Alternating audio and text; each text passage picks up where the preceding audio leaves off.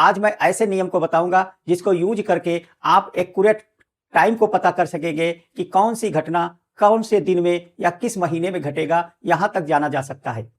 इसको जानने के लिए ये चक्र, जैसे कि पहले जो कुंडली बनाया जाता है, ये हमारा जो भचक्र है ये पूरा 360 डिग्री का है। ये कितने का है? 360 डिग्री का। और इसमें से 30-30 डिग्री का, 30-30 डिग्री का एक एक हमारा राशि हुआ, तो कुल हमारे जो है 12 राशियां हो गए। ये हमारा फर्स्ट हाउस है, तो इसकी डिग्री 30 अंश हो गया।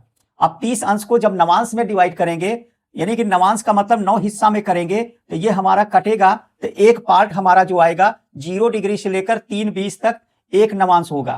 फिर 3:20 से 6:40 तक दूसरा नवांश होगा। फिर ये 6:40 से 10 तक तीसरा नवांश। इस तरह से एक नवांश बराबर, जो मैं बताया हूं पहले भी, एक नवांश बराबर 1 ईयर होता है। 1 ईयर, एक नवांश बराबर 1 ईयर्स होता है।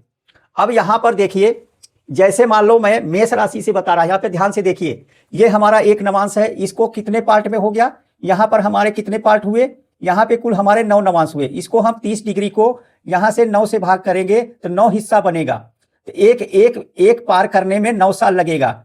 किसी भी यहां से यहां तक का जो दूरी होगा, एक 9 साल का, ये 9 साल का, ये 9 साल का और ये 9 साल का, सब 9-9 खाने का है। तो कुल हमारा 108 ईयर का ये कैलकुलेशन है।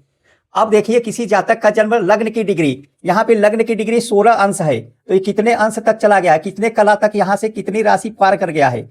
उसके बाद यहाँ कितने बचे हैं, तो यहाँ पर कितने बचे हैं, ये हमारा 1 2 कितना है, 16 हो गया। ये 16 हो गया तो 6 पार कर गया। अब यहाँ पे कितने बचे, 1 2 3 4, 4 वर्ष बचा, 4 वर्ष ये हो गया, ठीक है। उसके बाद 9 वर्ष और राहु, मान लो कोई घटना घटेगा इसके लाइफ में, अच्छा या बुरा इवेंट, तो राहु यहाँ पे बैठा है, तो ये हमारा कितने वर्ष का हो गया, इधर कितने खाने बचे हैं, ये खाने जोड़ लो तो कितने वर्ष हो गया। ये हमारा कितना है, 18 डिग्री, तो 18 डिग्री किस में आता है, 18 डिग्री इसमें आता है, तो 6 साल ये हो गया।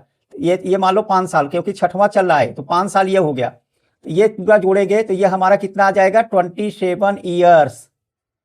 ये 27 ईयर्स हो गया। इसी तरह से उदाहरण को ले लेते हैं कंगना रनावत का। कंगना रनावत का जन्म यहां से देखिए 16 अंश है, ये है, तो ये 9 वर्ष, 9 दूनी 18 वर्ष और 9 तिरिक 27 वर्ष। तो यहाँ पे राहु यहाँ राजयोग कारक है, क्योंकि राहु यहाँ 10वें भाव में बैठा है, और किसके साथ बैठा है, गुरु के साथ।